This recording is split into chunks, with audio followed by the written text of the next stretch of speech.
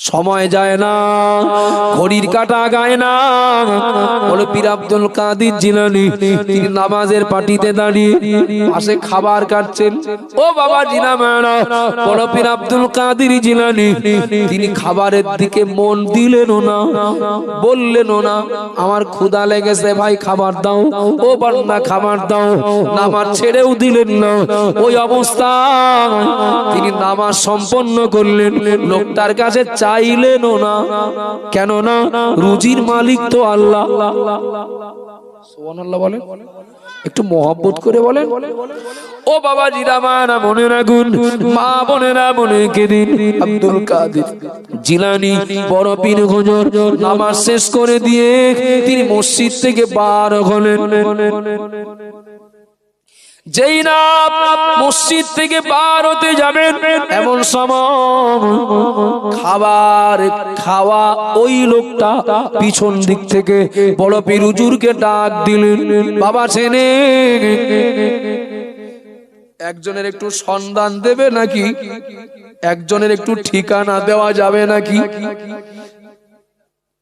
কার ঠিকানা, কার সন্ধান? ওই লোকটা বললেন আমার বাড়ি ইরাকের জিলান শহরে, বাগদাদে আমার বাড়ি নয়, ইরাকের জিলান শহরে আমার বাড়ি।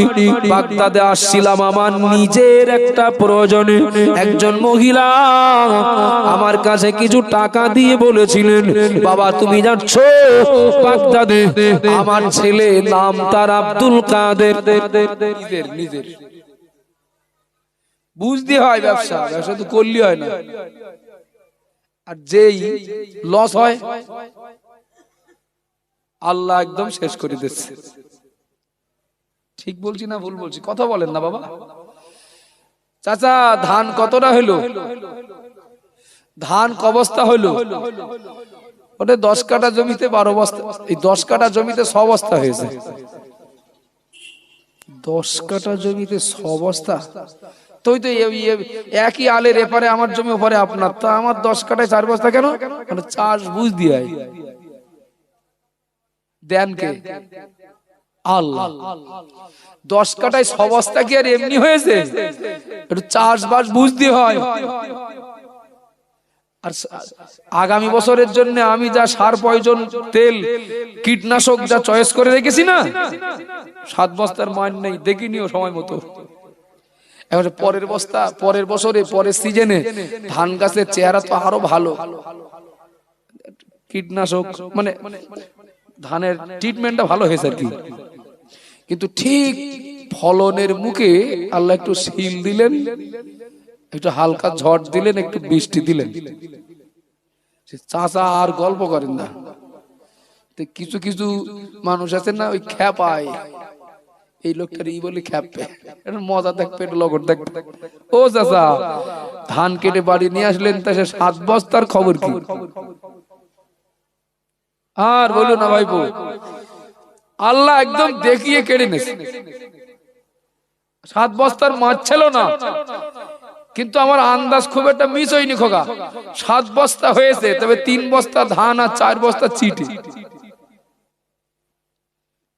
আমরা বিশ্বাস করুন রহস্যের ছলে নেবেন না। ব্যবসায় লাভ হলে বা ফসল ভালো হলে, পরীক্ষায় ভালো ফল করলে, রোগ থেকে মুক্তি পেলে প্রশংসা করি, কখনো নিজের, কখনো ডাক্তারের, কখনো দোকানদারের। আল্লাহ কি বললেন? কার শুকরিয়া আদায় করো? আল্লাহ। আর যেই ক্ষতি হয়, যে বিপদ হয়, লস হয়, ঘাটতি হয়, দোষ দেই তখন আল্লাহ। আবাজান মানা মনে রাখুন, আল্লাহর নবী আইয়ুব আলাইহিস সালাম থেকে আমাদের শিক্ষা নিতে হবে। আমার এই বক্তব্যে প্রসঙ্গে আইয়ুব নবীর এই ঘটনা অত্যন্ত প্রাসঙ্গিক। মনে করিয়ে দেই, আইয়ুব নবী তিনি অর্থের দিক থেকে একেবারে পঙ্গু হয়ে গেলেন, কিন্তু না না, তিনি আল্লাহর শুকরিয়া আদায় থেকে, আল্লাহর জিকির থেকে নিজেকে সামান্য পরিমাণেও দূরে সরিয়ে নিলেন না। সুবহানাল্লাহ বলেন। ও বাবা জিনামানা মনে রাখুন, আল্লাহ নবী আইয়ুব আলাইহিস সালামের পরে কঠিন রোগে আক্রান্ত হলেন। এমন রোগ, সমস্ত দেহ জর্জরিত, গায়ে পোকা হয়েছে, পোকা গোস্তগুলো কুরে কুরে খায়। আল্লাহ নবী আইয়ুব আলাইহিস সালাম এই কঠিন পরিস্থিতির মধ্য দিয়েও আল্লাহর কাছে দোয়া করছেন, আল্লাহ পাক আমি আপনার নবী আইয়ুব, আল্লাহ আমি আপনার নবী আইয়ুব, আল্লাহ আমি আমার সম্পদগুলো হাতছাড়া করে, আল্লাহ আমার সম্পদগুলো আপনি সব নিয়ে নিলেন, আল্লাহ আমার দুঃখ নাই, আল্লাহ আমাকে আপনি কঠিন রোগ দিয়ে পরীক্ষা নিলেন, আল্লাহ আমার কোনো দুঃখ নাই, আমি আপনার অত্যন্ত আদরের নবী আইয়ুব আলাইহিস সালাম, আপনার কাছে আমার একটাই মাত্র দাবি, আল্লাহ পাক আমার জিহ্বাটা ভালো রেখে দেবেন, আমি যেন আপনার জিকির করতে পারি। আমার জিহ্বা যদি ভালো না থাকে তা আপনাকে ডাকবো কি করে? ও বাবাজিরা, ভাইরা, মনে রেখে দিন, ও মা বোনেরা মনে রাখুন, আল্লাহ নবী আইয়ুব আলাইহিস সালাম কঠিন অসুস্থতার মধ্য দিয়ে, অত্যন্ত কষ্টের ভিতর দিয়ে, একদিকে সম্পদ নাই আর একদিকে মারাত্মকভাবে রোগে আক্রান্ত হলেন। ও বাবা জিনা মেলা, এই দুর্দিনে দুঃসময়ে আইয়ুব নবীর তিনজন বিবি আইয়ুব নবীকে ছেড়ে চলে গেলেন, সঙ্গে রইলেন আম্মা জান রহিমা রাদিয়াল্লাহু আনহা। তিনি অসুস্থ, পচা গলা অসুস্থ নবীকে নিয়ে একটা নির্জন জায়গা বেছে নিলেন। ওই নির্জন নিরিবিলি জায়গা আম্মা জান রহিমা স্বামীর খেদমত করতে লাগলেন, স্বামীর সেবা করতে লাগলেন। কিন্তু এমন একটা পরিস্থিতি চলে আসলো, আম্মা জান রহিমা অসুস্থ স্বামী আইয়ুব নবীর গালে একটু খাবার তুলে দেবেন, এমন খাবারও আর কাছে মজুদ নয়। কি করবেন তিনি চিন্তায় পড়ে গেলেন। আমি রহিমা, আমি কারোর বাড়িতে যদি আমি এখন কাজ করি একজন দাসী হিসাবে, আমার স্বামী অসুস্থ নবী, তাকে দেখবেন কে, তার পাশে থাকবেন কে, তার সুবিধা অসুবিধা বুঝবেন কে? ও বাবা জিরা বারা, একদিকে বাড়ি থেকে বার না হলে হবে না, আবার স্থায়ী ভাবে কারোর বাড়ির কর্মচারী হয়ে থাকারও সুযোগ নয়। আম্মা জান রহিমা রাদিয়াল্লাহু আনহা তাই তো পরিস্থিতির শিকার হয়ে ভিক্ষা করতে যাওয়ার সিদ্ধান্ত নিলেন। এটা শুধু ঘটনা না, এর ভিতরে কতটা শিক্ষা আছে হয়তো শুধু বলি কিংবা শুধু শুনি, ভালো লাগার ঘটনা, ভালো মানে বলতে ভালো লাগা, শুনতে ভালো লাগা নয়, কতটা শিক্ষা আছে এর ভিতরে। আপনি একটা একটা করে পয়েন্ট করে দেখেন, আমরা অনেকটা শিক্ষণীয়, মানে আমাদের জন্য শিক্ষণীয় এই ঘটনা থেকে আমরা এমন কিছু শিক্ষা পাবো। কিছু মনে নেন না, ছেলেটা শুক্রবারও নামাজ পড়ে না, বাপের হাতে সপ্তাহে সপ্তাহে 3000 করে টাকা দেয়, আছে না নেই? ও চাচা, আপনার ছেলে বলো কালকের গান শুনতে গেল, দেখলাম রাত 2টোর সময় বাড়ি এসছে। বাপ চিন্তা করলেন, ছেলে গেছে ওদিকে গান শুনতে আর এদিকে সপ্তাহে দেয় 3000। এখন যদি গান শুনে আসার জন্য যদি বকাবকি করি, এই টাকাটা যদি বন্ধ হয়ে যায়, বাপ বলো বুঝতে পারছেন, বলো গান শুনে ঠিক করিনি, বাপ বলো মাঝে মধ্যে শোনেন, ও মাঝে মধ্যে বিড়িও খায়, কি কখনো লটারিও কাটে, কিন্তু আমার সোনার চান ছেলে সপ্তাহে সপ্তাহে 3000, 4000, 5000 করে টাকা দেয়, ওর নামে কিছু বলা যায়? আছে আছে আছে, আমি মঙ্গল গ্রহ থেকে নেমে আসিনি, আপনি শুনতে থাকুন। রহিমা ভিক্ষা করতে বার হলেন, শয়তান পথ আটকালো, শয়তান পথ আটকালো কল্যাণকামী সেজে। জিজ্ঞাসা করলো, রহিমা কোথায় যাচ্ছ? আম্মা জান রহিমা বললেন, আমি ভিক্ষা করতে যাচ্ছি। তোমার তো বিবেক নেই? মানে কেন? বলে আল্লাহর নবী অসুস্থ মানুষ, তিনি অসুস্থ অবস্থায় শয্যাশায়ী, আর তাকে তুমি একা একা ফেলে রেখে চলে যাচ্ছ, তোমার কি বিবেকে বাঁধলো না? ইবলিস শত্রু, এতে কোনো সন্দেহ আছে? কিন্তু কথাগুলো যা বললো তাতে কি মনে হচ্ছে আইয়ুব নবীর বিরাট ভালোবাসে না? আম্মাজান রহিমা বললেন, আমি কি আর এমনি এমনি যাচ্ছি, আমি নিরুপায় হয়ে যাচ্ছে, আমার আর কিছু করার নেই। ইবলিস শয়তান সুযোগ ধরল, ও রহিমা মিথ্যা কথা বলছো কেন? উপায় নেই, নিরুপায়, এসব বলছো কেন? তোমার তো মাথায় লম্বা চুল আছে, জানো এ চুলের দাম কত? এক গোছা চুল দিলে তুমি যা সম্পদ পাবে, অনেক দিন বসে খাওয়া যাবে, অনেক দিন এই অভাব অনাটনের এই দুঃখ এই দুর্দশা অনেক দিন আর দেখতে হবে না। আম্মাজান রহিমা এক কথায় কিন্তু চুল দেননি, অনেকটা আকপিস ভেবেছিলেন যে আমার সৌন্দর্য উপভোগ করার একমাত্র মালিক আমার স্বামী, আমি চুল দেওয়া মানে আমার স্বামীর কাছে আমানাতের খেয়ানাত করা, দেওয়া যাবে না। একদিকে হিসাব করলে এক কথাই দেওয়া যাবে না, কিন্তু পরিস্থিতি বুঝে আম্মাজান রহিমা চিন্তা করলেন, আমার সেই স্বামী তো এখন মরণাপন্ন অবস্থা, কিছু করার নেই, তো যদি কিছু মাল বা সম্পদ পায় চুলের বিনিময়ে, সে তো আমার ওই স্বামীর পিছনেই কাজে লাগাবো, অসুবিধে কি? উদ্দেশ্যটা ছিল ভালো। এক গোছা চুল দিয়ে বিনিময়ে শয়তান কিছু মাল দিল। আমার কথা বুঝতে পারছেন নাকি? শয়তান কিছু মাল দিল, এই মালগুলো নিয়ে আইয়ুব নবীর কাছে, আইয়ুব নবীর বিবি রহিমা এবার পৌঁছাবেন। রহিমা আইয়ুব নবীর কাছে যাওয়ার আগে ইবলিস যে হাজির, ইবলিস যে হাজির, ও নবী আইয়ুব, আপনি একজন নবী আর আপনার স্ত্রী এইরকম খারাপ, মাথায় কাজ করবে? একটু কথা বলেন না। চারজনের ভিতরে চারজন বিবি বা সেবিকা, তার ভিতরে তিনজন নেই পাশে, একা রহিমা। শয়তান যে বলছে, ও নবী আইয়ুব, আপনার স্ত্রী এইরকম খারাপ? আইয়ুব নবী তিনি বললেন, কেন, আমার স্ত্রী কিসে খারাপ হয়েছে? বলে, সে জানি, বললে আপনার বিশ্বাস হবে না, তবে আপনার যাতে বিশ্বাস হয় তার জন্য প্রমাণ আছে। এসব পরীক্ষায় পাশ করা বলো জাতা লোকের কাজ না, বলো এই নড়বড়ে টলমলো ঈমান যাদের, এসব পরীক্ষায় তাদের দ্বারা পাশ করা অসম্ভব। শয়তান বলছে, নবী আইয়ুব, আমি জানি আপনার বিশ্বাস হবে না, আমি যা বলবো বিশ্বাস হবে না, তো বিশ্বাস যাতে হয় তার জন্য প্রমাণ আছে। মানে কি বিষয়টা কি? আচ্ছা, আপনার স্ত্রী রহিমা একজনের বাড়ি চুরি করতে গিয়েছিল, এসে বাড়িওয়ালারা তা ধরে ফেলেছে।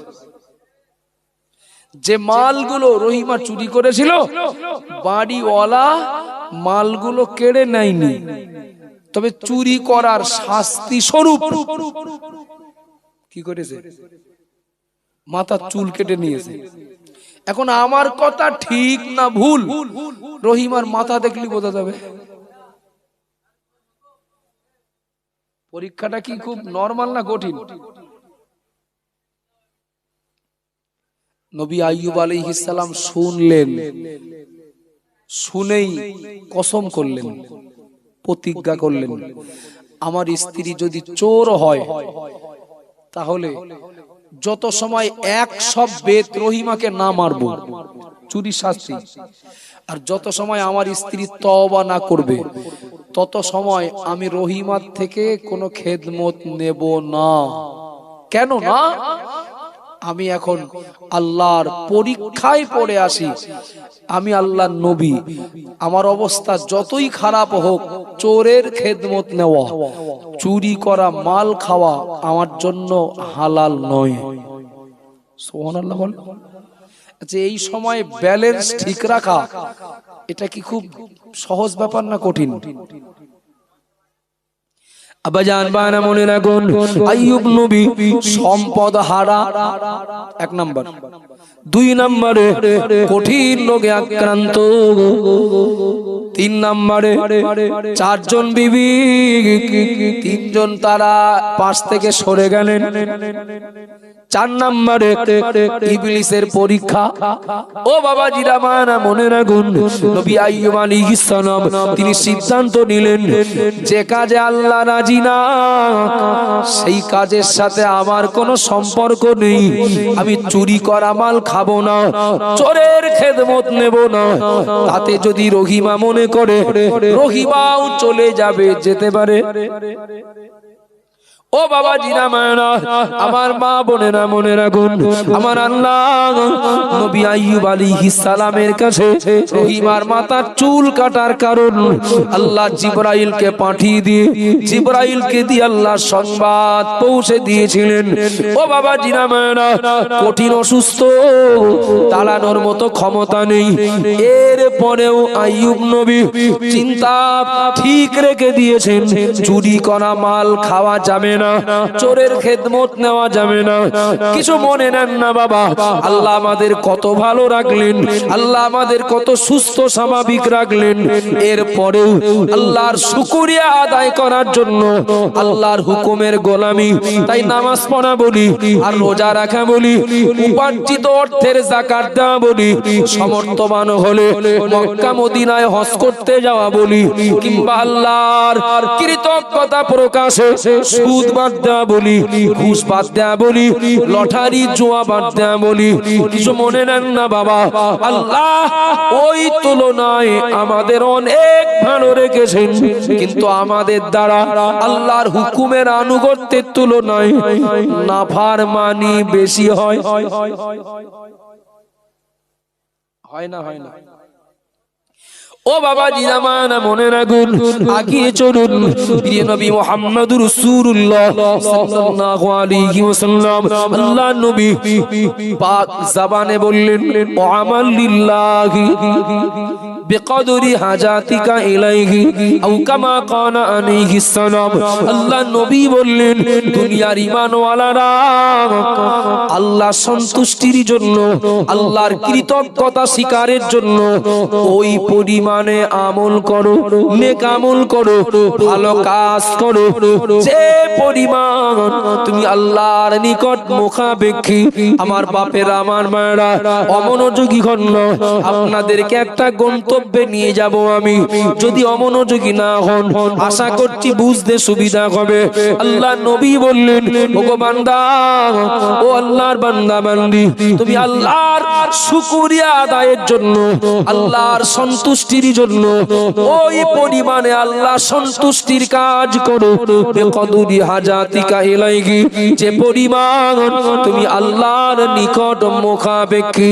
ও বাবা জিরা বালা, বুঝতে পারছি, জানতে পারছি, দেখতেও পারছি, যাকে প্রার্থী করা হলো, তাই পঞ্চায়েত নির্বাচনে হোক আর বিধানসভা নির্বাচনে হোক, এই মানুষটা ভালো না, এই মানুষটার বিরুদ্ধে চেনা বেবিচারের অভিযোগ রয়েছে, এই মানুষটার বিরুদ্ধে পরের মাল আত্মসাতের অভিযোগ আছে, এই মানুষটা মদ গাঁজাও খান তার অভিযোগ আছে, এই মানুষটা কত নিরীহ মানুষকে খুন করেছেন, কত নিরীহ মানুষকে মিথ্যা মামলায় ফাঁসিয়ে জেল খাটিয়েছেন। ও বাবা জিনা মায়েরা, এতগুলো অভিযোগ তার বিরুদ্ধে থাকার পরেও দেখি কত মানুষ কি রাত আর কি দিন পিছন ছাড়েন না।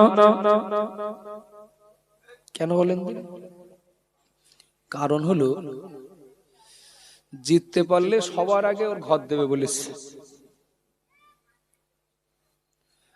তারপর জিততে পারলে ছেলেটার বলেছে একটা চাকরির ব্যবস্থা করে দেবে,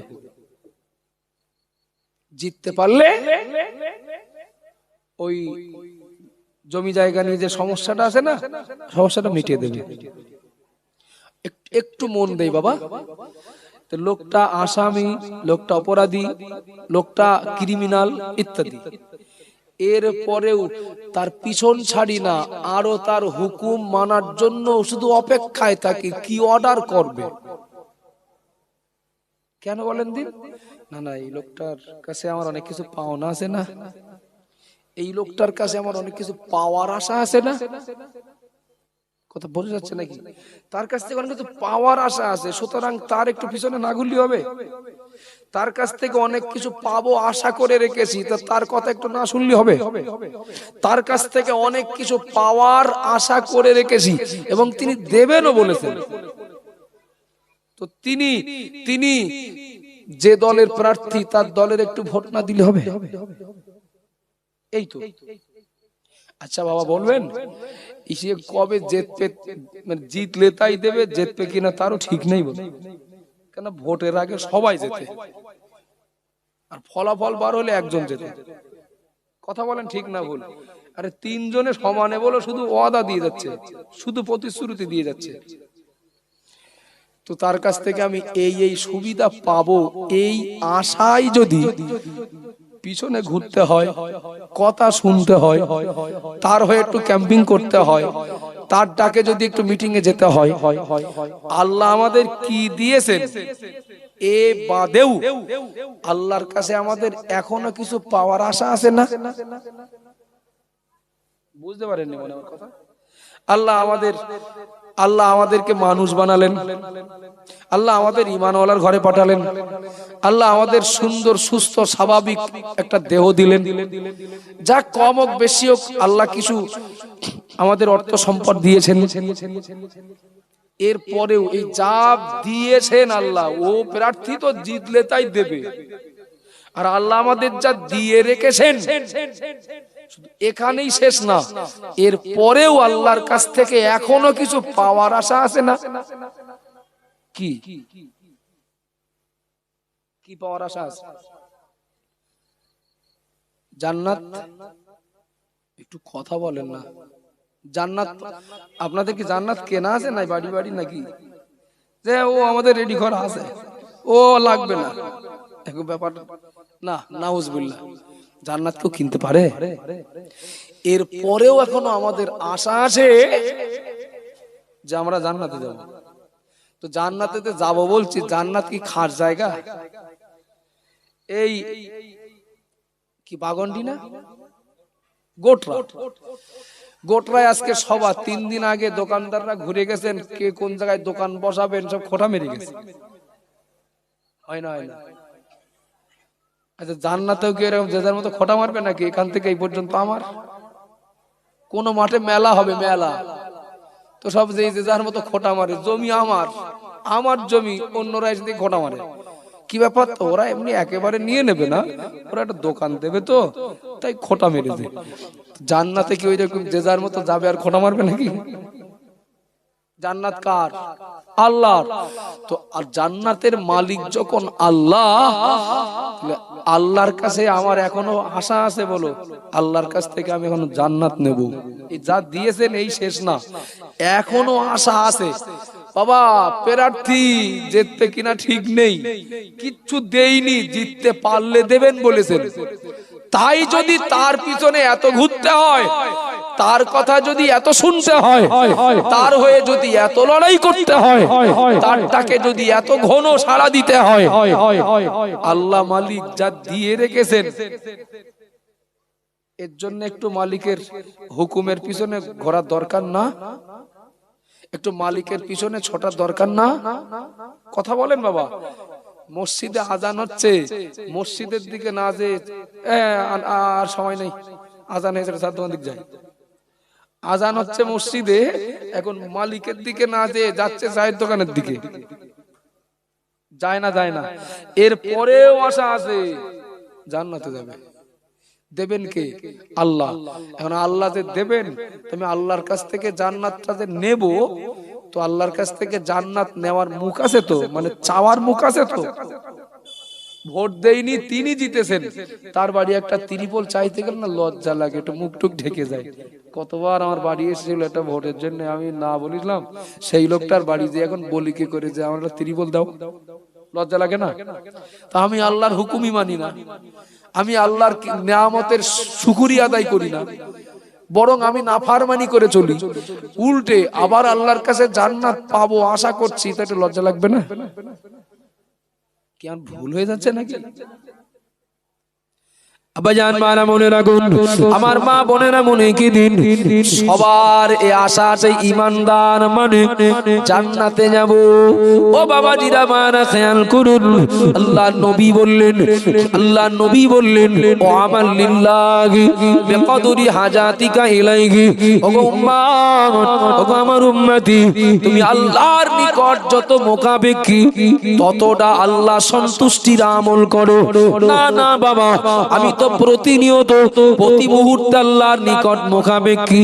আল্লাহ ছাড়া আমার তো একটা দিন কাটবে না, আল্লাহ ছাড়া আমি তো আল্লাহর হুকুম ছাড়া এক গাল খাবার কিনতে পারি না, আল্লাহর হুকুম ছাড়া এক ঢোক পানি পান করতে পারি না, আল্লাহর হুকুম ছাড়া একটা পা এগিয়ে যেতে পারি না।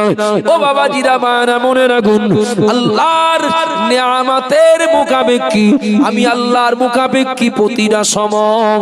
কিন্তু মনে রাখতে হবে বাবা, প্রতিটা মুহূর্তের জন্য আমরা আল্লাহর মুখাপেক্ষী, কিন্তু এটা মৌখিকভাবে স্বীকার করলেও নাফরমানিতে আমরা অনেক আগে।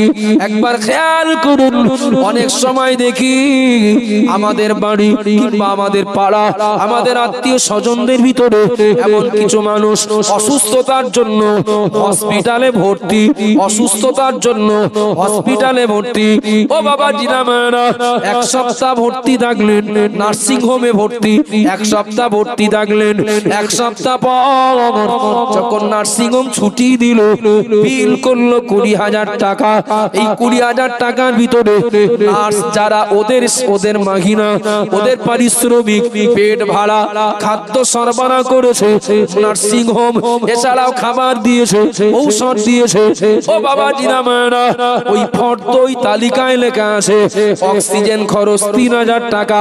ও বাবা জিনা মায়েরা, বলবেন নাকি এখন নার্সিং হোমে যদি বিল হয় 20,000, তার ভিতরে 3,000 টাকা অক্সিজেন বাবদ? কেউ কোনোদিন বলবো নাকি, কেউ কোনোদিন বলেছি নাকি নার্সি আমরা কোনোদিন অক্সিজেন কিনে ব্যবহার করিনি, করি না? 17,000 দেব, 3,000 টাকাটা দেব না, বা অক্সিজেনের দাম দেব না। কোনোদিন কোন রোগী কিংবা তার পরিবার কিংবা রোগীর আপনজন যারা দায়িত্ব নিয়ে ভর্তি করেন নার্সিং হোমে, কোনোদিন এমন বলেছেন নাকি? না, বরং সময় মতো যে অক্সিজেন সাপ্লাইটা দিয়েছিলেন, 200 টাকা মিষ্টি খাওয়ার জন্য রেখে দেন। ওদিকে 20 দেব, আর এদিকে মানে ওখানে টাকার অভাব হয় না খুব একটা, ওখানে 20 দেব আর আরো 200 টাকা। ওই ওই নার্সটা বলো বিরাট যত্ন করে বলো, আরে ওসব ধরে তাই 20,000। কিন্তু এরপরেও একটু খুশি করার জন্য গেটম্যান যখন এসছে তখন খুলে দিয়েছে, ওর 100 টাকা দেয় মিষ্টি খাওয়ার জন্য। ওই নার্স কি সেবিকা কি আয়া ভালো পরিষেবা, ও 200 টাকা দাও। হয় না, হয় না? একটু কথা বলেন। বিবেকটাকে একটু জিজ্ঞাসা করতে বলি, ও বিবেক, বিবেকটাকে একটু জিজ্ঞাসা করি, ও বিবেক, 3,000 টাকা যদি অক্সিজেনের দাম দিতে হয় এক সপ্তাহ 10 দিনের জন্য নার্সিং হোমে ভর্তি থাকার কারণে, একটু দয়া করে বলবেন নাকি মায়ের গর্ভ থেকে দুনিয়ায় এসেছি, নার্সিং হোমে যাওয়ার আগ পর্যন্ত অক্সিজেন লেগেছিল না লাগেনি? লেগেছিল না লাগেনি? মায়ের গর্ভ থেকে ভূমিষ্ঠ হওয়ার পর আর নার্সিং হোমে যাওয়ার আগ পর্যন্ত অক্সিজেন লেগেছিল না লাগেনি? লেগেছিল তো। আর নার্সিং হোম থেকে বার হয়ে এবার বাড়ি যাব, সুস্থ হয়েছি, বাকি যতদিন বেঁচে থাকবো, আল্লাহ যতদিন বাঁচিয়ে রাখবেন ততদিন অক্সিজেন লাগবে কিনা? লাগবে তো। এই নার্সিং হোমে যাওয়ার আগ পর্যন্ত অক্সিজেন লেগেছিল, কে দিয়েছিলেন? আর ছুটির পর থেকে মরণ পর্যন্ত কে দেবেন? একবারও কেটে মনে হয় না? আরে এক সপ্তাহে 3,000, আর আল্লাহর দেওয়া এই নির্ভেজাল অক্সিজেন ভোগ করছি জন্ম থেকে নিয়ে। শুধু যদি অক্সিজেনের বিল হিসাব করি যে কত টাকার আমি অক্সিজেন ভোগ করি, কারোর পক্ষে সম্ভব নাকি ওই একটা নেয়ামতের বিনিময়ে দাম দেওয়া? সবার পক্ষে সম্ভব না তো, আল্লাহ টাকাও নেবেন না। বান্দা টাকা লাগবে না, তুমি অক্সিজেন ভোগ করো, সূর্যের আলো ভোগ করো, ক্ষেতের ফসল ভোগ করো, তুমি পুকুরের মাছ ভোগ করো, কলের পানি ভোগ করো। বান্দা তুমি আমার জমিনে বাস করো, বিনিময়ে টাকা লাগবে না, বিনিময়ে অর্থ লাগবে না, তুমি একটু আমার কৃতজ্ঞতা স্বীকার করো। ও বাবা জিরা মায়েরা, মা বোনেরা, মনে রাখুন আল্লাহর কত বান্দা এই জমিনে আজও রয়েছেন, এই জমিনে আজও রয়েছেন, খাওয়ার শুরুতে একটু বিসমিল্লাহ বলেন না, আসে না নেই? খাওয়া শেষ হলো, আমার সব দোয়া কালাম যদি মনে নাও থাকে, মুখস্থ যদি নাও থাকে, খাওয়ার শেষে একটু আলহামদুলিল্লাহ বলেন না, আসে না নেই? ও বাবা জিরা মেয়েরা, আমার আল্লাহ বললেন বান্দা আমি আমার নেয়ামত সব দিয়েছি, ভোগ করো, এরপরেও বাকি আছে জান্নাত, ওটাও দেব। তবে তোমাদের কাছে আমি আল্লাহ আশা করি তোমরা একটু আমার কৃতজ্ঞতা স্বীকার করো, তোমরা একটু শুকরিয়া আদায় করো। কিন্তু আমরা এত স্বার্থপর, আল্লাহর কাছ থেকে শুধু নিয়েই যাই, বিনিময়ে আল্লাহর কৃতজ্ঞতা স্বীকারে আমরা অনেক পিছিয়ে। কিছু মনে নেন না, আজও কত বাপকে দেখি, কত মাকে দেখি, আজও কত পরিবারকে দেখি খাওয়ার শুরুতে বিসমিল্লাহ বলা, খাওয়া হয়ে গেলে আলহামদুলিল্লাহ বলা তো দূরের কথা, পানি খাচ্ছে বা হাত দিয়ে।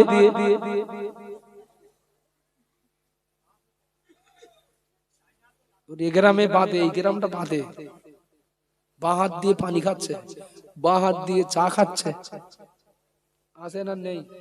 এটা নাকি স্টাইল, কি জানি, এটা স্টাইল। এটা হাত না, কিছু কিছু আবার মানে হাইব্রিড বুঝদার আছে, শিক্ষিত তো বিরাট, ডিগ্রি অনেকটা। কেন এটা হাত না, এটা হাত না, এটা হাত যখন মাঝে মধ্যে ভাত খান,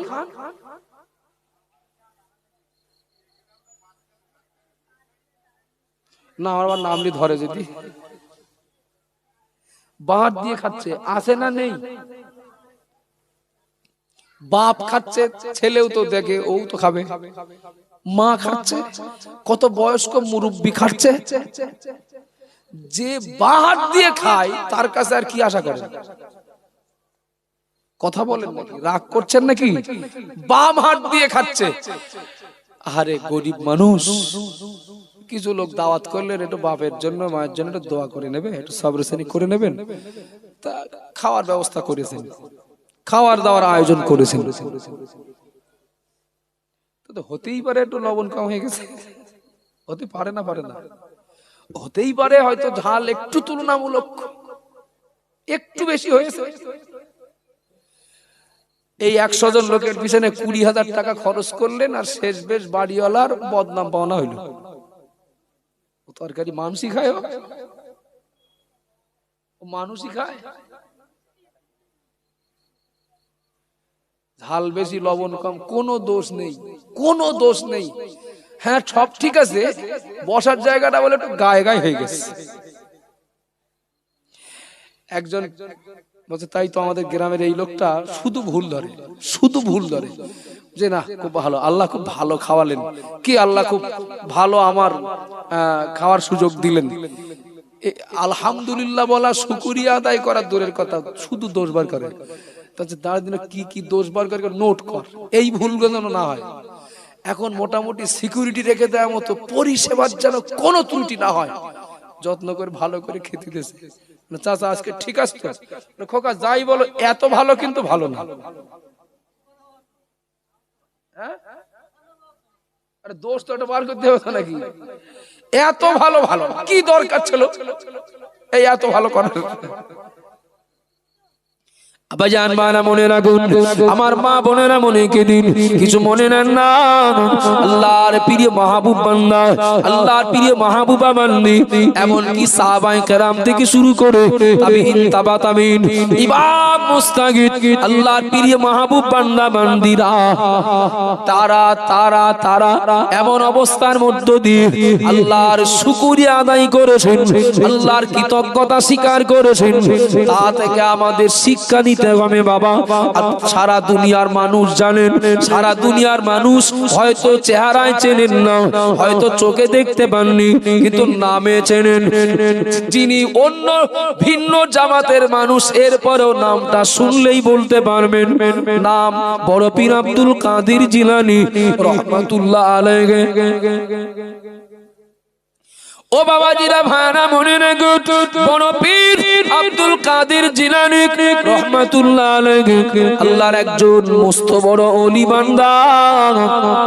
বাগদাদের এক মাদ্রাসার ছাত্র তিনি। বড় পীর আব্দুল কাদের জিলানী বাগদাদের একটা মাদ্রাসায় তখন পাঠরত একজন ছাত্র জীবনের ছাত্র। বড় পীর আব্দুল কাদের জিলানী একদিন ফজরের নামাজ আদায় করলেন। শরীরটা তো দুর্বল, হেঁটে চলার মতো ক্ষমতা নাই, দাঁড়ানোর মতো যেন সেই শক্তি দেয় নাই। নিয়াত করে নিলেন, আজ ফজরের নামাজ বাদ আমি একটু নদীর ধারে যাব ঘাস খাওয়ার জন্য। এখানে যত মানুষ রয়েছেন আমি আপনাদেরকে জিজ্ঞাসা করছি, একজন মানুষ ঘাস খান, ক্ষুধা কম লাগলে একটু হ্যাঁ না বলেন? ঘাস খান একটা মানুষ কি একটু একটু ক্ষুধা লাগলে? সিদ্ধান্ত নিলেন যে তিনি ফজরের নামাজ পড়ে নদীর ধারে যাবেন ঘাস খেতে। ও বাবা জিরা মানা, ও গো মা বোনেরা মনে রাখুন, বড় পীর আব্দুল কাদের জিলানী রহমাতুল্লাহ আলাইহি ফজরের নামাজ আদায় করে তিনি নদীর ধারে গেলেন ঘাস খাওয়ার জন্য। কি দেখতে পান, বড় পীর হুজুরের যাওয়ার আগে কিছু মানুষ ঘাস ছিঁড়ে ছিঁড়ে খাচ্ছেন। তার মানে বড় পীর হুজুরের থেকে ওদের ক্ষুধা কম না বেশি? হ্যাঁ না বলেন বাপ, বেশি না?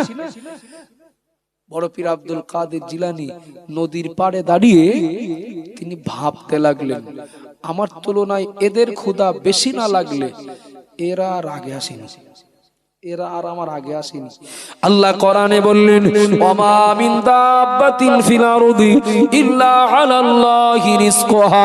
মহান আল্লাহ বললেন, বান্দা ও বান্দি, तमाम দুনিয়ার প্রাণী কুলের রুজির জিম্মাদারি আমি আল্লাহ আমার কবজায়। একটু সুবহানাল্লাহ বলেন। তা সারা দুনিয়ার সব প্রাণীদের রুজি দেওয়ার দায়িত্ব আমার।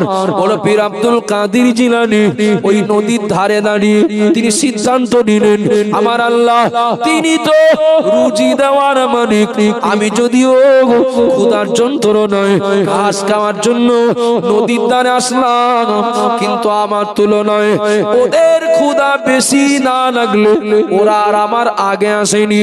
আমি এখন যদি ওদের সঙ্গে খাওয়া শুরু করে দেই তাহলে ওদের পেটে ক্ষুধা থাকবে। ওদের তুলনায় আমার ক্ষুধা কম, আমার তুলনায় ওদের ক্ষুধা বেশি, তাই তো আমার আগে ওরা এসছে। ও বাবা জিনা মানা, আমার মা বোনেরা মনে রাখুন, বড় পীর আব্দুল কাদের জিলানী ঘাস কেনেন না, নদীর ধার থেকে ফিরে আসলেন। অবাক হয়ে যাবেন, আশ্চর্য হয়ে যাবেন, পেটে খাবার না, টলমল দেহ, শুধু পানি শুধু পানি। একদিন কেটে গেল, দুদিন কেটে গেল, এক সপ্তাহ কেটে গেল, কিন্তু এর ভিতর দিয়ে আমাদের জন্য শিক্ষণীয় পেটে খাবার না। কিন্তু বড় পীর আব্দুল কাদের জিলানী একটা ওয়াক্তের নামাজ কাজা করেন নাই। একটু সুবহানাল্লাহ বলেন, একটু মহব্বত মহব্বত করে বলেন, ও বাবা জিনামানা, ক্ষুধার্ত, ঘাস খাবেন তাও কপালে জুটলো না। বড় পীর আব্দুল কাদের জিলানী রহমাতুল্লাহ আলাইহি তিনি 10 দিন পরে, একটানা 10 দিন পরে তিনি মসজিদে, মাদ্রাসা সংলগ্ন একটা মসজিদের ভিতরে নামাজ পড়ার জন্য প্রবেশ করলেন। ও বাবা জিনামানা, দেহটা এত দুর্বল, তিনি নামাজের পাটিতে দাঁড়িয়ে কিন্তু দেহটা টলমল টলমল ভাব। ইমাম বড় পীর আব্দুল কাদের জিলানী যেই না নামাজের নিয়াত করে দাঁড়ালেন, এমন সময় দেখতে পেলেন বড় পীর হুজুরের পাশে আল্লাহর একজন বান্দা। ওই বান্দা তিনি আব্দুল কাদের জিলানী হুজুরের অপরিচিত ছিলেন, বড় পীর হুজুরের অপরিচিত ছিলেন। বড় পীর হুজুর দেখতে পেলেন তিনি নামাজ শুরু করতেই পাশে একজন বান্দা খাবার খাচ্ছিলেন। ওই প্লেটে করে পাত্রে করে কিছু নিয়ে খাচ্ছিলেন। ও বাবা জিনামানা, এখানে যত মানুষ রয়েছেন একটু দয়া করে বলবেন নাকি সারাদিন রোজা আসছে রমজান, আর মাত্র 2 মাস 6 দিন 7 দিন বাকি, না 4-5 দিন বাকি। এই শীতের সময় বেলা ছোট থাকলে রোজা যেন তাড়াতাড়ি দেখি যে সন্ধ্যা হয়ে গেছে, তাই না? কিন্তু বৈশাখ জ্যৈষ্ঠ মাসে দিন বড় রাত ছোট। বৈশাখ জ্যৈষ্ঠ মাসে বিকালবেলার দিকে কেউ যদি একটু কথা টেরা বেকা বলে, মাথা গরম করিস নে, যা কথা বেরো সন্ধ্যের পর হাট। 27 রোজাটা থাকবে ভদ্রলোক, আগের থেকে স্ত্রীর সাথে চুক্তি করে নিয়েছে, দেখো কাল বলো রোজা থাকবো, সব সাবধানে দেখো, বুঝতে পারিনি নাকি? কাল বলো রোজা থাকার দিন বলো, আমার মাথা যেন গরম করে দিও না। সারাদিন রোজা থেকে একদিন তো একদিন, সারাদিন রোজা থেকে না বিকালবেলা মেজাজ খিটখিটে হয়ে যায়। কিছু মানুষ আছে না, নেই? ও ভাই নেই, আছে। সন্ধ্যাবেলা ইফতার সামনে নিয়ে বসে ইমাম সাহেব বললেন আর 15 মিনিট বাকি, প্রায় 1 ঘন্টা পরে বলছেন যা 10 মিনিট বাকি। তার মানে 5 মিনিট 1 ঘন্টার মতো মনে হইল। 1 ঘন্টা আগে বললেন আর 15 মিনিট বাকি, আর সেই পর্যন্ত 5 মিনিট হয়েছে। সময় যায় না, ঘড়ির কাঁটা গায় না। বলে পীর আব্দুল কাদের জিলানী তিনি নামাজের পাটিতে দাঁড়িয়ে পাশে খাবার খাচ্ছেন। ও বাবা জিনামানা, বলে পীর আব্দুল কাদের জিলানী তিনি খাবারের দিকে মন দিলেন না, বললেন না আমার ক্ষুধা লেগেছে ভাই খাবার দাও, ও বান্দা খাবার দাও। নামাজ ছেড়েও দিলেন না। ওই অবস্থা তিনি নামাজ সম্পন্ন করলেন। লোকটার কাছে চাইলেন না, কেন না রুজির মালিক তো আল্লাহ। সুবহানাল্লাহ বলেন, একটু মহব্বত করে বলেন। ও বাবা জিরামানা, মনে রাখুন, মা বোনেরা মনে কেদিন আব্দুল কাদের জিলানী বড় পীর হুজুর নামাজ শেষ করে দিয়ে তিনি মসজিদ থেকে বার হলেন। যেই না মসজিদ থেকে বার হতে যাবেন, এমন সময় খাবার খাওয়া ওই লোকটা পিছন দিক থেকে বড় পীর হুজুরকে ডাক দিলেন, বাবা চেনে একজনের একটু সন্ধান দেবে নাকি, একজনের একটু ঠিকানা দেওয়া যাবে নাকি? কার ঠিকানা, কার সন্ধান? ওই লোকটা বললেন আমার বাড়ি ইরাকের জিলান শহরে, বাগদাদে আমার বাড়ি নয়, ইরাকের জিলান শহরে আমার বাড়ি। বাগদাদে আসছিলাম আমার নিজের একটা প্রয়োজনে। একজন মহিলা আমার কাছে কিছু টাকা দিয়ে বলেছিলেন, বাবা তুমি যাচ্ছ বাগদাদে, আমার ছেলে নাম তার আব্দুল কাদের, বাগদাদের অমুক জায়গায় থাকে, ওর সঙ্গে যদি দেখা হয় এই টাকাগুলো ওকে দিয়ে দিও দিন। আব্দুল কাদের বলে একটা ছেলে, ওর মা ওর জন্য আমার দিয়ে কিছু টাকা পাঠিয়েছে। সুবহানাল্লাহ বল। বড় পীর হুজুরের থেকে খিদে বেশি লেগেছে নাকি? একটু মোহাব্বত করে বলেন সুবহানাল্লাহ। ওর মা অর্থাৎ আব্দুল কাদেরের মা আব্দুল কাদেরের জন্য কিছু টাকা পাঠিয়েছে। এখন তখন তার ফোনের যুগ না, কে এসে আব্দুল কাদের চেনবো কি করে, নতুন জায়গায় এসে নতুন শহরে এসে খুঁজতে খুঁজতে সে তো আমার নিজের টাকা সব ফুরিয়ে গেছে। কাজ করবেন, রোজগার করবেন, প্রয়োজন মতো যা টাকা নিয়ে এসেছিলেন ফুরিয়ে গেছে। এই দেখো এই খাবার খাচ্ছি, এ আব্দুল কাদেরের টাকায় কেনা। বাবা ছেলে বলতে পারো আব্দুল কাদেরকে কোন জায়গায় গেলে আমি খুঁজে পাবো?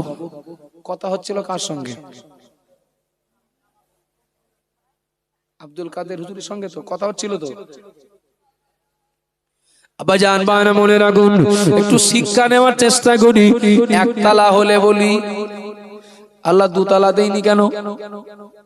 কিছুই ছিল না, হেঁটে বাজারে যেতাম, সাইকেল হলো। এখন মনে হয় আল্লাহ মোটর সাইকেল দেননি কেন? মোটর সাইকেল যদিও বা হলো, কিন্তু একেবারে নরমাল একটু দামি মোটর সাইকেল কেনার সুযোগ হলো না। ও বাবা জিরাবানা মনে রাখুন, যদি আদৌ খাওয়া যে সময় হয়নি তখন মনে হতো একটু ফ্যানামানি হলেও হতো। এরপরে যখন আল্লাহ ভাতের ব্যবস্থা করে দিলেন তখন মনে হলো এক ভাগের তরকারি হলে ভালো হতো। লবণ ঘুটে আর কতদিন খাবো, এক ভাগের তরকারি জোগানো হলো। এরপরে আরো মনে হলো আর এক রকম সবজি হলে ভালো হতো। আল্লাহ সে ব্যবস্থাও করে দিলেন। না একটু মাছ হলে ভালো হতো। ও বাবা জিরা বায়না, মাছ হলো বৃষ্টি, মাছ হলো গোশ হলো, দই মিষ্টিও হলো। এরপরেও চাহিদা শেষ নেই, সব যখন হলো একটু সেভেন আপ হলে ভালো হতো।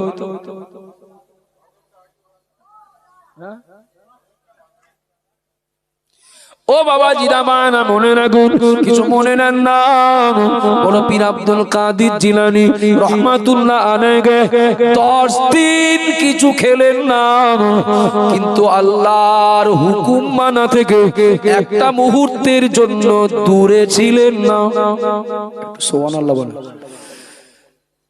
আল্লাহর প্রিয় আইয়ুব নবী সম্পদ হারা, অসুস্থ, এই কঠিন পরিস্থিতিতেও আল্লাহ চুরি করা মাল খেতে নিষেধ করেছেন, খাবো না।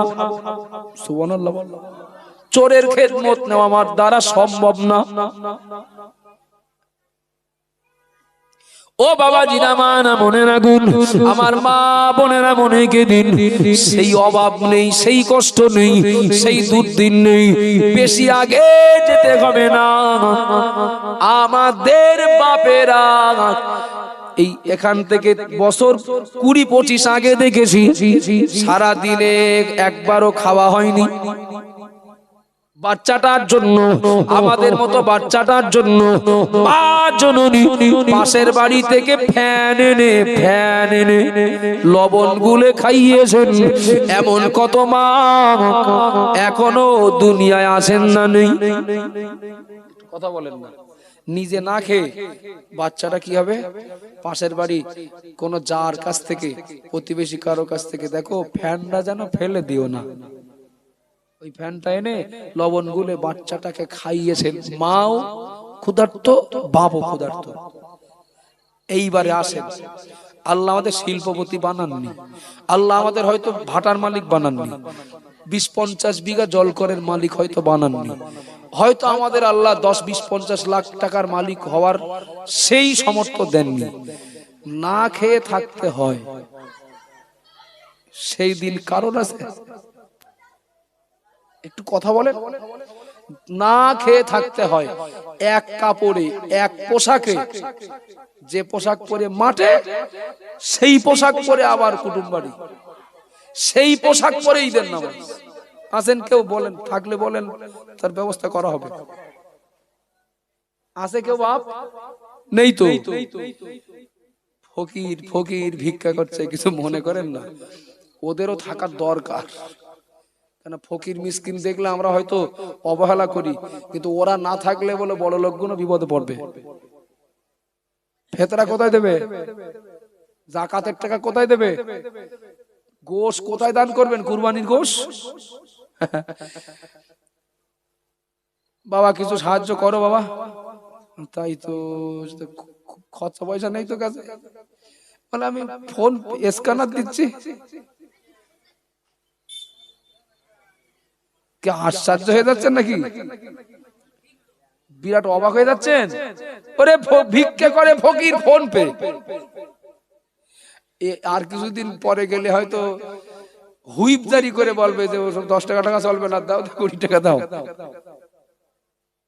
যে মানুষটারে গ্রামের ভিতরে সব থেকে গরিব মনে করি, আমার গ্রামের যে মানুষটাকে সবার থেকে গরিব মনে করি, খোঁজ নিয়ে দেখবেন তার বাড়িও 20-50 কেজি চাল স্টক আছে।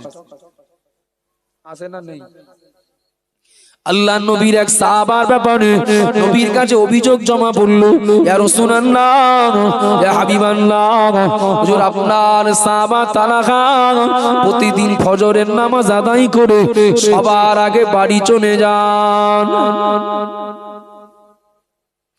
ও আল্লাহর নবী, বিষয়টা আপনি একটু দেখবেন। আল্লাহর নবী অপেক্ষায় রইলেন, তালাহা আজ কখন আসবে। তালাহা পরের দিন মসজিদে নববীতে আসার সঙ্গে সঙ্গে আল্লাহর নবী তালাহাকে কাছে ডাকলেন, বাবা সাহাবা তালাহা, ফজরের নামাজ পড়ে সবার আগে বাড়ি চলে যাও। কেন এত তাড়াহুড়ো করো? তুমি কেন এত তাড়াহুড়ো করো? সবার আগে কেন বাড়ি চলে যাও? ও সম্মানীয় মুসল্লিরা, নামাজ পড়তে যদি মসজিদে 2-10 মিনিট একটু বসে থাকা যায়, একটু সুবহানাল্লাহ, আলহামদুলিল্লাহ, আল্লাহু আকবার পড়া, আল্লাহর জিকির করা, আল্লাহর নবী বললেন জান্নাতে জান্নাত প্রদক্ষিণ করার সমতুল্য। একটু সুবহানাল্লাহ বলেন, একটু মহব্বতে বলেন না। ও বাবা জিনামানা, মসজিদের ভিতরে শুধু যদি চুপচাপ বসেও থাকা হয়, এই বসে থাকাটা পিছনের সগীরা গুনাহ মাফির জন্য কাফারা হয়ে যায়। সুবহানাল্লাহ বলেন।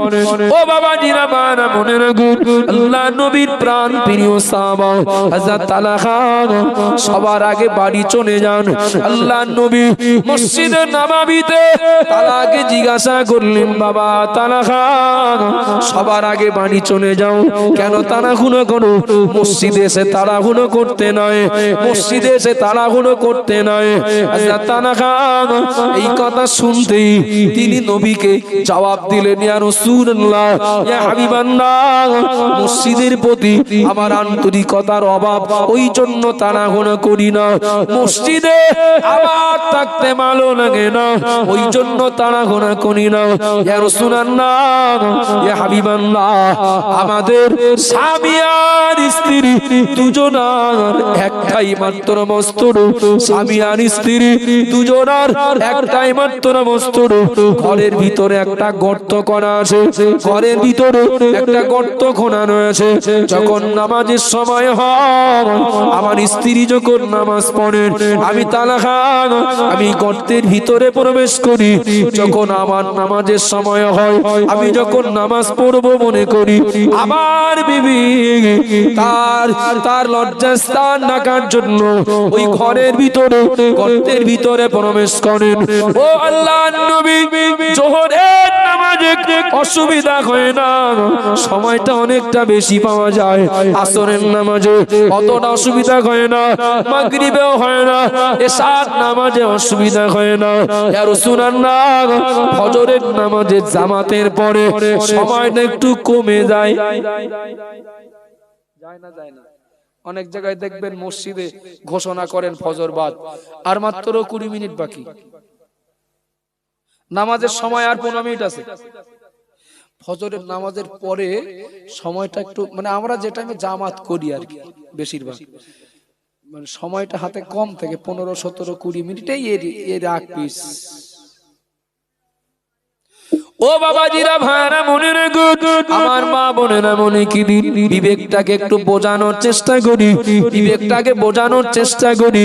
আল্লাহর নবীর প্রাণ প্রিয় সাহাবা হযরত তালহা রাদিয়াল্লাহু আনহু নবীকে বললেন, ও আল্লাহর নবী, ফজরের নামাজের জামাতে আসি মসজিদ নববীতে, আমার বিবি ওই গর্তের ভিতরে থাকেন। ইয়া রাসূলুল্লাহ, আমি যদি দেরি করে বাড়ি যান, হয়তো আমার মসজিদ নববীতে একটু সময় বেশি দেওয়ার জন্য একটু তাসবিহ পড়া হবে, একটু জিকির করা হবে, একটু দেরি করে যদি বাড়ি যাই হয়তো একটু আল্লাহর জিকির আজকার করা যাবে ইয়া রাসূলুল্লাহ, কিন্তু মনটা থাকে আমার বাড়ির দিকে। কেন না আমি বাড়ি যাব, তারপরে আমার বিবি এই বস্ত্র পরে ফজরের নামাজ আদায় করবে। একটু সুবহানাল্লাহ বলেন, একটু মহব্বতে বলেন। অভাব নাই, কষ্ট নাই, অভাব নাই, কষ্ট নাই, খাওয়ার কষ্ট নাই, পড়ার কষ্ট নাই, মাকার কষ্ট নাই, এরপরেও এ মুসলমান নামাজ পড়ে না, এরপরেও এ মুসলমান সুস্থ শরীরে রোজা রাখে না, এরপরেও এ মুসলমান সামর্থ্যবান হলেও যাকাত দেয় না।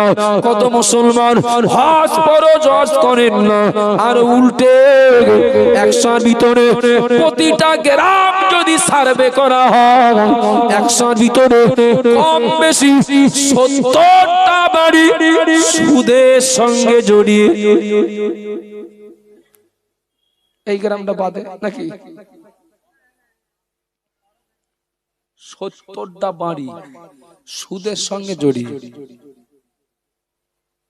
ও বাবা জিনা মানা, আমার মা বোনেরা মনে রাখুন, প্রায় দেখা যায় গ্রামে মসজিদ একটা ছিল, এখন মসজিদ দুটো ছিল, এখন 4টে, সবাই একটা হতো, এখন 5টা। কথা বলেন ঠিক না ভুল? আনন্দ করার জায়গা নয়, আমার আনন্দ হয় না, আমার আনন্দ হয় না। একটা জায়গায় 2টো মসজিদ, মুসল্লি আগে 10 জন ছিলেন, এখন 20 জন। আমার আনন্দ হয় না, এই জন্য বললাম আগে একটা মসজিদ ছিল, ওই পাড়ায় 10 জন নামাজি মসজিদে নামাজ পড়তেন, এখন 2 পাড়ায় 10, 2 পাড়ায় 2টো মসজিদ, 10, 10, 20। এখন মুসল্লি ছিল 10, হলো 20, মসজিদ ছিল 1, হলো 2। খোঁজ নিয়ে দেখুন 10 বছর আগে গোটা গ্রামে লটারি কাটা মানুষ ছিলেন 10, এখন হয়েছে 30। ভুল হয়ে গেছে নাকি? বিরাট আনন্দ করছেন। মুসল্লি 10 জন ছিলেন, 20 জন হয়েছে। লটারি কাটার লোক 10 জন ছিল, 30 জন হয়েছে। ওটা কে বলবে? ও বাবাজিরা ভাইরা মনে রাখুন, কিছু মনে নেন না। টুপিওয়ালা দাড়িওয়ালা মানুষের সংখ্যা বাড়লো, বক্তব্য বাড়লো। এই সমাজে দেখি, এই পাড়ায় দেখি, এই মুসলিম কওমে দেখি, ও বাবাজিরা মারা হয়তো বা শিক্ষার হার বাড়লো। এখান থেকে 30-40 বছর আগে মাধ্যমিক পাস খুঁজতে গেলে অনেকটা খোঁজাখুঁজি করতে হতো। মাধ্যমিক পাস খুঁজতে গেলে 30-40 বছর আগে মুরব্বীদেরকে জিজ্ঞাসা করুন, অনেকটা পাওয়া কষ্টকর ছিল। বাড়ি মাধ্যমিক উচ্চ মাধ্যমিক কোনো ব্যাপারই না। কথা বলেন ঠিক না ভুল? মাধ্যমিক পাস, উচ্চ মাধ্যমিক, বিএমএ, বিএড কি ডিএলএড, অনেক ডিগ্রি দানি এই গ্রামে, এই সমাজে, এই পাড়ায় এখন পাওয়া যায়। শুধু অমুসলমান পাড়ায় না, মুসলমান পাড়ায়ও পাওয়া যায়। ও বাবা জিনামারা, কিছু মনে নেন না। এখান থেকে 40 বছর আগে এই গ্রামে মাধ্যমিক পাস মানুষ ছিলেন হয়তো বা 5 জন। আজ মাধ্যমিক নয়, বিএ এমএ পাস করা ছেলে কিংবা মেয়ে হয়তো সেটা সেই পরিমাণ এখন উন্নত হয়ে বিএ এমএ পাস ভাই বোন হয়তো এখন পাওয়া যাবে 20 জন। খোঁজ নিয়ে দেখুন, আপনার মাধ্যমিক পাস ওই 5 জন কিংবা 2-3 পাস করা ওই চাচাজি, ওই দাদু, ওই মুরব্বিরা, তারা যতটা আদবী, তাদের ভিতরে আদব কায়দা, তাদের ভিতরে নম্রতা, ভদ্রতা, নমনীয়তা যতটা ছিল, আজ মুরব্বিরা কেউ 2 পাস, কেউ 3 পাস, কেউ 4 পাস, কেউ আদৌ স্কুলে যায়নি, অথচ তাদের ভিতরে যে আদর্শ পাওয়া যায়, এই গ্রামের এখন 20 জন এমএ পাস, এদের ভিতরে ওই 2 পাস মুরব্বির আদর্শের টিকি খুঁজে পাওয়া যায় না। কথাটা ঠিক না? শিক্ষিত মানুষের হার সব জায়গায় বেড়েছে, বেয়াদব বাড়িনি, বেয়াদব বাড়িনি বাপ। হে হাজী সাহেব, বিড়ি ফেল, বিড়ি ফেল, তাদের বিড়ি ফেল। হাজী সাহেবের থেকে বিড়ি ফেলে দিচ্ছে। ইমাম সাহেব বাড়ি আসছে, মসজিদে যাচ্ছেন কি ফিরছেন, ইমাম সাহেবের দেখে বিড়ি আড়াল করছে। খোঁজ নিয়ে দেখেন যোগ্যতা ওই 3 পর্যন্ত, যে তারপর বাপের সঙ্গে নাঙ্গল চড়তে যেত। হুজুরি দেখে বলছে সিগারেটের বাক্সটা দে দিন। দাড়িওয়ালা টুপিওয়ালা মুরব্বি চাচাজি আসছেন, তাকে দেখে এইবার ওর যত রকম বিরক্তিকর ভাবমূর্তি। ভুল বলছি নাকি? একটু কথা বলেন না বাবা। ওই সেই 40 বছর আগে গ্রামে এমএ পাস লোক খুঁজে পাওয়া কঠিন ছিল, কিন্তু 40 বছর আগে গ্রামে অত বেয়াদব ছিল না। আমার গ্রামেও তাই। ইমাম সাহেব যা বলতেন, কি গ্রামের একজন হাজী সাহেব ছিলেন মাত্র, তিনি যা বলতেন মাথা পেতে মেনে নিতেন সম্মানের সাথে। আর এখন শিক্ষিত শুধু জেনারেল নয়, হাফেজ বেড়েছে, মাওলানা বেড়েছে, যন্ত্রণা বেড়েছে। কথা ঠিক না বল? হাফেজ বেড়েছে, মাওলানা বেড়েছে, এমএ পাস, বিএ পাস বেড়েছে, আরো অনেক পাস বেড়েছে। সমাজ উন্নত, অস্বীকার করা যাবে না, কিন্তু যন্ত্রণা, অস্বস্তি, ফিতনা বেড়েছে না কমেছে? বাড়িনি বাবা। ও বাবাজিরা, ভাইরা, মনে রাখুন, আমার মা বোনেরা, মনিকে দিন কাউকে কষ্ট দেওয়া আমার লক্ষ্য নয়, উদ্দেশ্য নয়। তাহলে কি বলছিলাম? আমাদের খাওয়ার কষ্ট নয়, পড়ার কষ্ট নয়, মাথার কষ্ট নয়, আমাদের মাথা গোজার জায়গার অভাব নয়। এরপরেও দেখা যায় যতটা না আমরা আল্লাহর অনুগত, তার তুলনায় অনেক বেশি আমরা আল্লাহর অবাধ্য। কথা বলেন, ঠিক বলছি না ভুল বলছি? ও বাবা জিরামানা, আম্মা জান হযরত আয়েশা সিদ্দিকা রাদিয়াল্লাহু আনহা, তিনি নিজেই বিবরণ দিচ্ছেন, নিজেই বর্ণনা দিচ্ছেন। আমি আয়েশা এমন এক সপ্তাহ, এমন 15 দিন চলে গেছে, এমন একটানা 1 মাস চলে গেছে, আমি আয়েশা আমার উনানে হাড়ি চড়াতে পারিনি। ও মায়েরা, শুনছেন কিনা জানি না, এমনও 1 সপ্তাহ, 15 দিন, 1 মাস চলে গেছে, আমি আয়েশা ওনানে হাড়ি চড়াতে পারিনি। বলতে পারবো নবী পরিবারে এত অভাব, এত কষ্ট, কোনদিন ওই হারাম, এটা হারাম, ওটা নিষেধ, ওটা নাজায়েজ, ওটা অবৈধ, এমন কোন পথ অবলম্বন করে অভাব দূর করার কোনদিন চেষ্টা করেছেন? কথা বলেন না। ভালো আছি, আল্লাহ ভালো রেখেছেন, এর শুকরিয়া আদায় করে অন্তত চেষ্টা করি আল্লাহর হুকুম যতটা মানা যায়, সব পারবো না, যতটা মানা যায়, নিষেধ যতটা ছাড়া যায়, অন্তত চেষ্টাটা করি, ইচ্ছাটা তো করি। আল্লাহ আমাদের সঠিক বুঝ দেন, বলুন আল্লাহুম্মা আমিন। আসলে বক্তব্যের এই মাইন্ড তৈরি হয় না শ্রোতাদের উপস্থিতির উপরে, একদম বাস্তব বলছি। তো যাক, এখন তবুও কথা বলার মতো হয়েছে, তবে একটু অপেক্ষা করেন না, আর ঘন্টাখান যাক, ইয়া নবী সালামু আলাইকা যেই শুরু হবে, তখন আপনারা নিশ্চিন্তায় থাকবেন, মজলিস ভরে যাবে, অসুবিধা নেই। আগামী তাকবীর দেন দিন, নারায়ে তাকবীর, নারায়ে তাকবীর। আমাদের সকলের প্রিয় মুফতি রজব আলী সাহেব হুজুর বলেন জিন্দাবাদ, জিন্দাবাদ। আমাদের প্রিয় মুফতি রজব আলী সাহেব হুজুর বলেন জিন্দাবাদ, জিন্দাবাদ, নারায়ে তাকবীর। আল্লাহ। একটা শুধু প্রচার দেই, বাদ বাকি রজব আলী হুজুর রয়েছেন, উনি বলবেন। অল ইন্ডিয়া সুন্নাতুল জামাতের একাধিক প্রতিষ্ঠান আছে, জানি না বলে জানি না মানে টাকা দিয়ে দিয়ে ফেল হয়ে যাচ্ছি, আজকের কান দাও, কালো কান দাও, পরশু কান দাও, তাই না? তো সর্ববৃহৎ ছেলেদের মাদ্রাসা জামিয়া, সর্ববৃহৎ মেয়েদের মাদ্রাসা খাদিজাতুল কুবরা, জানি না জানি তো। তো যাক, অনেক মাদ্রাসার রিসার্চ সব হয়ে গেছে। আগামী 9 ও 10ই পৌষ, ইংরেজি 25 ও 26শে ডিসেম্বর